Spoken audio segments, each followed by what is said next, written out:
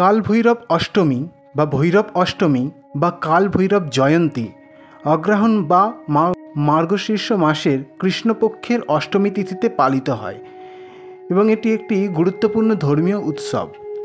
বলা হয় এই বিশেষ দিনে ভগবান শিবের জটা থেকে বা কেশ থেকে কাল ভৈরবের আবির্ভাব ঘটেছিল।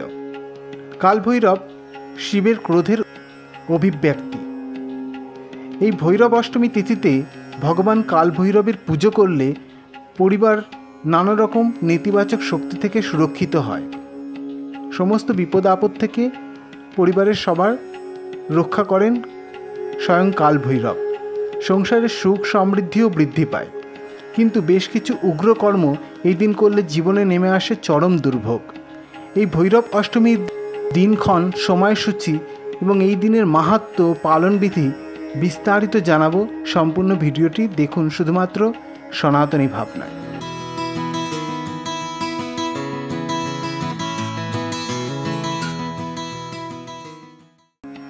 এবছর আগামীকাল 12ই নভেম্বর পালিত হবে কাল ভৈরব অষ্টমী। কাল ভৈরব মহাদেবের এক ক্রোধ মূর্তি। ওনার ক্রোধ থেকে কাল ভৈরবের আবির্ভাব ঘটে। শিবপুরাণে কাল ভৈরবের আবির্ভাব সম্পর্কে যে কিংবদন্তি আছে তাতে দেখা যায় ব্রহ্মা একবার অহংকার মণ্ডিত হয়ে নিজেকে সৃষ্টিকর্তা হিসেবে দম্ভে মেতে ওঠেন এবং ভগবান শিবের সাথে উনি বিতর্কে জড়ান। মহাদেব ক্রোধিত হয়ে পড়েন এবং ওনার থেকে উগ্র কাল ভৈরব সৃষ্টি হয়। কাল ভৈরব ব্রহ্মার অহংকার নাশ করার জন্য ওনার পঞ্চম মস্তক ছেদ করেন এবং ব্রহ্মা নিজের ভুল বুঝতে পারেন। ব্রহ্মার মস্তক ছেদন করার জন্য কাল ভৈরবের ব্রহ্মহত্যাজনিত পাপ হয় এবং সেই পাপ নাশ করার জন্য ওনাকে ওই ছিন্ন মস্তক হাতে নিয়ে ব্রহ্মাণ্ড ভ্রমণ করতে হয়। এরমভাবে ভ্রমণ করতে করতে শেষে উনি কাশীধামে এসে ওনার পাপ মুক্তি ঘটে এবং উনি বারাণসীর অভিভাবক দেবতা হিসেবে পূজিত হন। মোট 64 জন ভৈরব এই ব্রহ্মাণ্ডের রক্ষার সাথে জড়িত। এনারা আবার 8টি শ্রেণীতে বিভক্ত এবং প্রতিটা ভৈরব শ্রেণীর একজন করে মূল অধিকর্তা ভৈরব আছেন। এনারা অষ্টভৈরব নামে খ্যাত।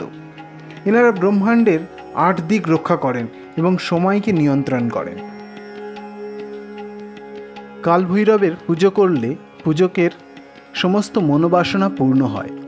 উনি ক্রোধের দেবতা হলেও ভক্তের কাছে উনি সৌম্য মহাদেব, যিনি অল্পেই তুষ্ট হন।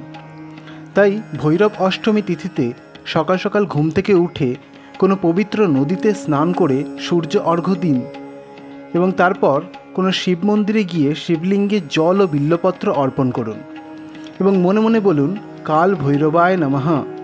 অর্থাৎ আপনি শিবলিঙ্গে কাল ভৈরবের উদ্দেশ্যে জল, ফুল, বিল্ল নিবেদন করছেন।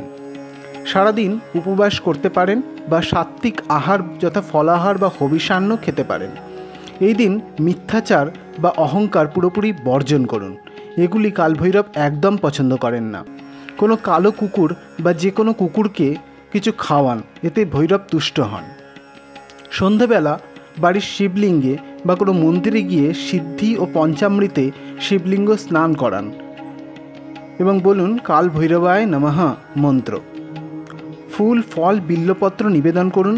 বিল্লপত্র উপর করে শিবলিঙ্গে নিবেদন করুন। কাল ভৈরব অষ্টকম পাঠ করুন। রাত্রি জাগরণ করে মধ্যরাতে কাল ভৈরবের আরতি করুন ধূপ, দীপ, কর্পূর দিয়ে এবং কাল ভৈরব স্তোত্র বা অষ্টকম পাঠ করুন। এইভাবে আপনারা কাল ভৈরবের আবির্ভাব তিথি পালন করে ওনার কৃপা লাভ করতে সক্ষম হবেন। জয় কাল ভৈরব।